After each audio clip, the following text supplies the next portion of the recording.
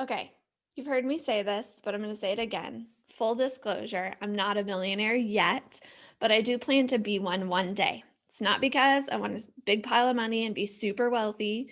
It's because I believe I'm going to need at least $1 million to spend when my body, my brain, or both, or some other reason, like caring for a loved one, makes it so that I'm unable to work any longer. And I say at least $1 million because inflation might make it 3 to 10 times that. Now, you might be on a financial independence journey. You might want way more than $1 million so that you can, live on the passive income. You might want to just leave your job at some point, your 9 to 5, and know that you're still going to have some money. Or you might want protection in case you can no longer work any longer, even though for now you plan that you want to. And in a lot of those cases, becoming a millionaire is a lot of people's goal. So I've been looking at how millionaires got that way and what keeps them millionaires. Without,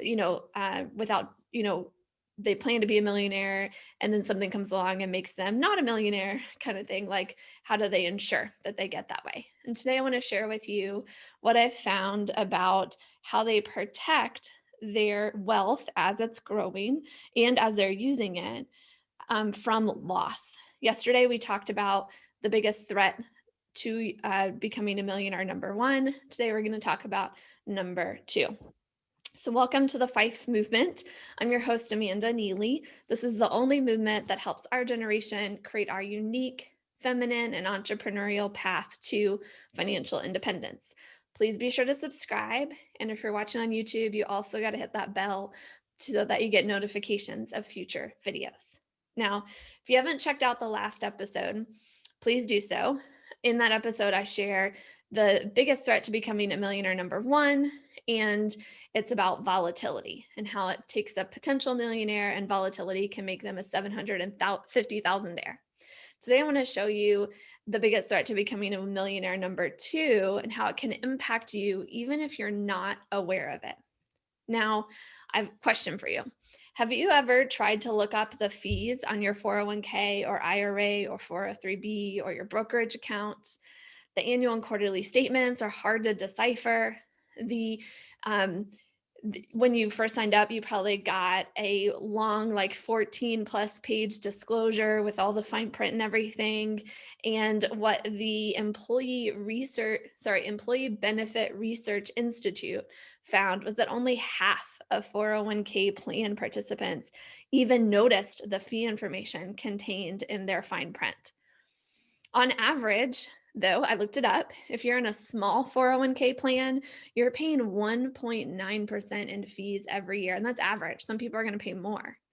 And the average fee for a large plan, if you're in a big employer, is 1.08% per year.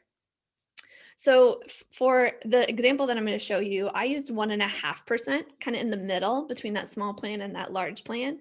Yours could be way more, yours could be a little less, but we're going to use 1.5 for my example.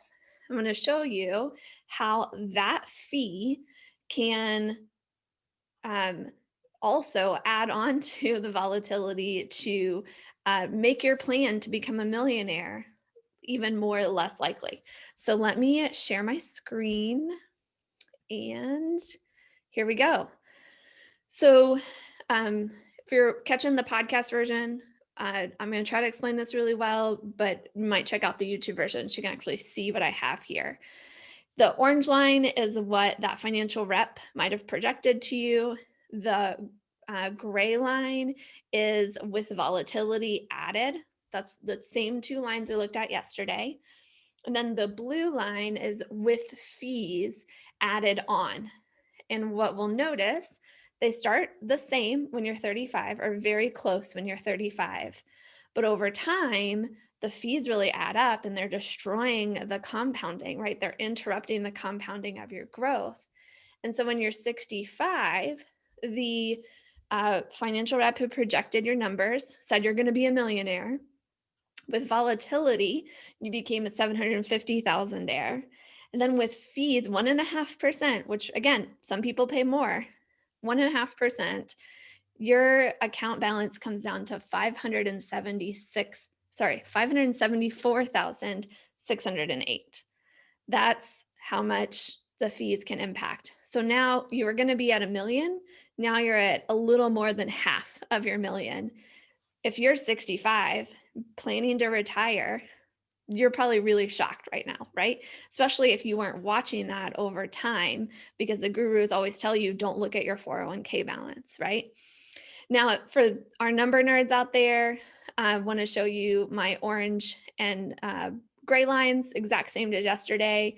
And then all I did was take with the volatility and added the 1.5% fee in there each year coming out of the balance after the returns are factored in. So let's talk about how do people, let me stop my share. Okay, how do millionaires protect themselves from this, right? How do they not have to pay fees? Is it because they have so much money that they don't get feed? I mean, if they're participating in the same 401k plan, right? They're, at the same companies that you all are at, they're going to pay the exact same fees. So how do they protect their retirement savings from those fees? Now, maybe a few of them are using some low cost firms from like old IRAs or 401ks they've rolled over. But for their employer plans, which like you, they don't get to select, they're likely doing two things to help protect themselves from fees. The first one is that they're likely to only be taking the match and putting the rest of their retirement savings elsewhere. And then two, even within your 401k or IRAs or 403bs, whatever you got, you'll have different options for different funds that you can put that money in. And those funds have different fees. So what the people who become millionaires are likely doing is analyzing those funds to evaluate the fees that they do have control over, right? And I mentioned in the last episode, target date funds. For a lot of people, that's an automatic choice, but those are also the ones that can have the highest fees out of all your options. So how do you find out the fees, what they are? You can go do your own research. There's some really great fee and fund analyzers out there. But if you'd like some assistance in learning about the other options outside of your employer's retirement account or the options you have within those accounts, I'd love to help. I'm going to put a link in the description for how to schedule a complimentary review of your fees with me. And then join me tomorrow for the biggest threat to your wealth number 3, where we talk about the one that a lot of people don't consider when they're building up to that $1 million amount that they'd love to have. And it can catch people by surprise and even cause kind of what we call a retirement torpedo that can destroy their plans and the lifestyle they thought they'd lead in retirement. So thanks for joining me and connecting with the Fife movement. As you go about your day today, remember, wealth is coming your way. Your quest is to prepare for using it well. For more tips on how to prepare, be sure to subscribe, and to connect with the community, visit fifemovement.com. My gift has helped you today. Please pay that gift forward by sharing this content with a friend. My gratitude in advance. To help this video be seen by more people, please hit the like button. We invite your feedback in the comments too. Was this a big surprise to you, what we covered today? Did you already know this? Give me that feedback. Let me know what kind of content you'd like me to create in the future. Thanks.